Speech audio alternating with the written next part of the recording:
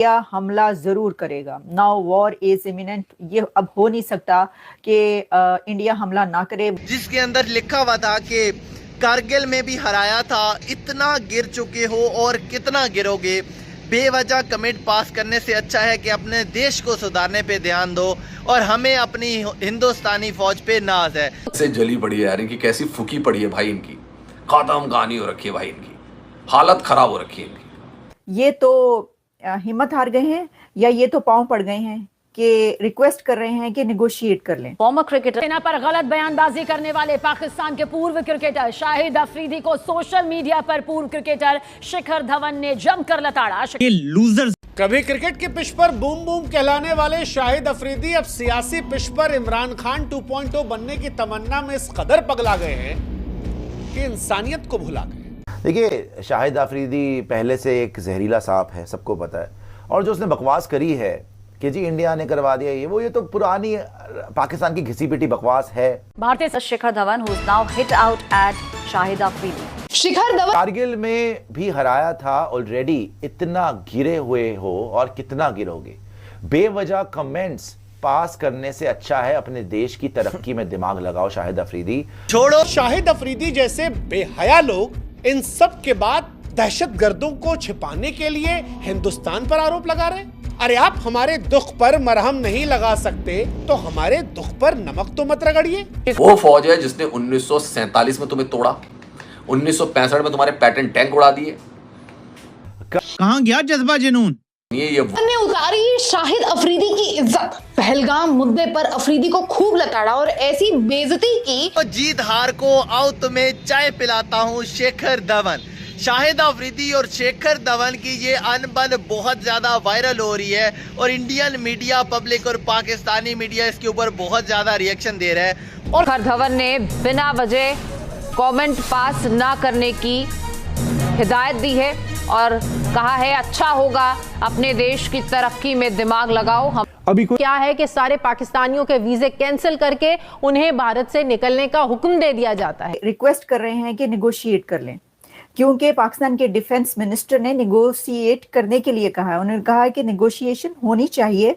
और मैं आपको ये सुनवा, इंडिया का नुकसान नहीं हुआ, नुकसान तो हमारा है। हमारे ऊपर इल्जाम लगे जी आप लोग पहले पालते थे इस किस्म के लोग, अभी हम FATF से निकले। हमारी इंडियन आर्मी पर बहुत गर्व है। भारत माता की जय, जय हिंद। चलो मैं माना तो सही कि शिखर धवन भाई, गब्बर भाई ने शाहिद अफरीदी को जवाब तो दिया है। ये शाहिद अफरीदी ने भौंका था, क्या बोला उन्होंने बोला कारगिल में भी हराया था, कारगिल में भी भागे थे और फिर USA के पास गए थे, पैरों में पड़ गए थे। इससे नफरती चिंटू को मोहब्बत करते थे। हालांकि शाहिद अफरीदी ये सब पहले भी करते आए, पहले भी बार बार इमरान खान बनने की तमन्ना में कभी कश्मीर, कभी कुछ करते रहे। लेकिन इस बार वो गब्बर के हत्थे चढ़ गए। वो गब्बर जो मैदान में निडर और सोशल मीडिया पर मुखर। भारत की तरफ से जो इंडियन गवर्नमेंट है वो एक और छुरा चल चुका है और वो कहते हैं कि दश्त तो दश्त, दरिया भी ना छोड़े, हमने बहिरा जुल्मात में दौड़ा दिए घोड़े। हमने भारत ने ऐसे घोड़े दौड़ाए हैं कि जहां पाकिस्तान। हिंद, वंदे मातरम। दोस्तों पहलगाम हमले के बाद पाकिस्तानी पूर्व क्रिकेटर शाहिद अफरीदी भारत के खिलाफ बयानबाजी कर रहा था। दोस्तों ट्विटर के ऊपर उसने कुछ आक्षेपार्ह ट्वीट्स लिखे थे, तो दोस्तों उसका करारा जवाब भारत के star opener batsman Shikhar Dhawan ने बहुत खूब तरीके से दिया है। तो दोस्तों इसके ऊपर पाकिस्तानी मीडिया बौखला गया। आइए देखते इस वीडियो को अंत तक देखिए। मैं मिलता हूँ आपको वीडियो के अंत में। इससे नफरती चिंटू को मोहब्बत करते थे। हालांकि शाहिद अफरीदी ये सब पहले भी करते आए, पहले भी बार बार इमरान खान बनने की तमन्ना में कभी कश्मीर, कभी कुछ करते रहे। लेकिन इस बार वो गब्बर के हत्थे चढ़ गए। वो गब्बर जो मैदान में निडर और सोशल मीडिया पर मुखर। दरअसल 28 अप्रैल 2025 को पाकिस्तान के शाहिद अफरीदी ने पहलगाम आतंकवादी हमले पर भारतीय सेना को नालायक निकम्मा कह दिया। कहा कि भारत ने ही अपने लोगों को मरवा दिया। अब शाहिद अफरीदी निष्ठा की पराकाष्ठा को पार कर रहे थे तो गब्बर ने इस बार उनको लताड़ लगा दी। कहा कि शाहिद करगिल में तुम हारे थे, पहले से इतना गिरे हुए थे और कितना गिरोगे। बेवजह कमेंट पास करने से अच्छा है कि अपने देश की तरक्की में दिमाग लगाओ। अब सच कहे तो शिखर धवन जैसे ज़हीन इंसान की तरफ से ये बयान, ये लड़ाई सिर्फ दो क्रिकेटरों की लड़ाई नहीं थी, ये सोच की लड़ाई थी। और इसीलिए वो शाहिद जो इमरान खान बनने की तमन्ना पाले हुए हैं, मुंगेरी लाल की तरह पाकिस्तान के वजीर आजम बनने का हसीन सपना देख रहे हैं, उन्हें लगा कि पाकिस्तान की आवाम तो इस वक्त चाहती है कुछ अनाप शनाप इंडिया के खिलाफ बोलो, वो समर्थन करेंगे, तो तर्कों की जगह बदतमीजी पर उतर। शिखर धवन से कहते हैं कि छोड़ो जीत हार, आओ तुम्हें चाय पिलाते हैं शिखर। शाहिद अफरीदी की तरह पाकिस्तान में भी कई लोग हैं जो दिन रात कहते हैं आओ तुम्हें चाय पिलाते हैं, चाय चाय चाय।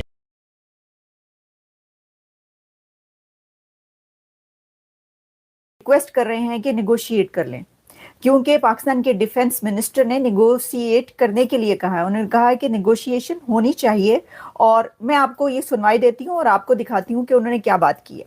अच्छा, और साथ ही उन्होंने ये भी कहा कि ऑल आउट वॉर का चांस है।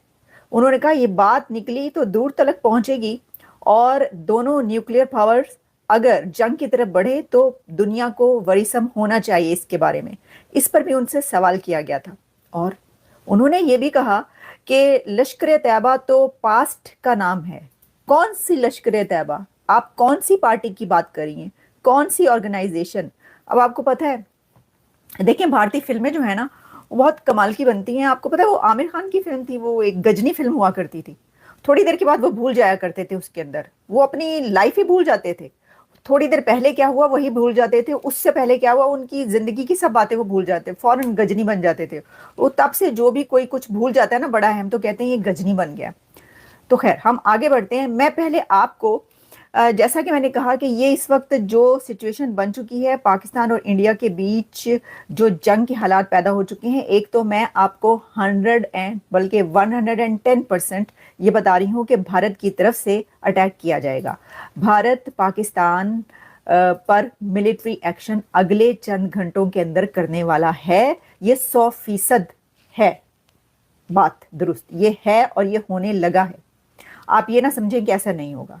और उतना ही 100% ये भी सही है कि पाकिस्तान उस पे रिटेलिएट करेगा और उसका जवाब देगा। वो कितना जवाब देगा ये भी पाकिस्तान के डिफेंस मिनिस्टर ने इस इंटरव्यू में बात की है। तो देखिए हम जरा जितनी मैंने कहा कि सभी बातों पर बात कर लेते हैं। तो एक तो मैं इसकी जो वीडियोस है मैं बाद में आपके लिए चलाऊंगी, लेकिन अभी आप ये जरा हम इस पे करें कि वो क्या, उनसे सवाल क्या हुआ है और उन्होंने जवाब क्या दिया। आप ये देखें कि ये वैसे पहली बार नहीं है कि ख्वाजा आसिफ ने ये बात एक्सेप्ट की है। डिफेंस मिनिस्टर ने ये वाली बात कुछ साल पहले भी पार्लियामेंट के अंदर खड़े होकर कही थी कि हमें अपने घर को साफ करने की जरूरत है, और उस वक्त भी उनके ऊपर बहुत कहा था कि ये क्या कह दिया उन्होंने।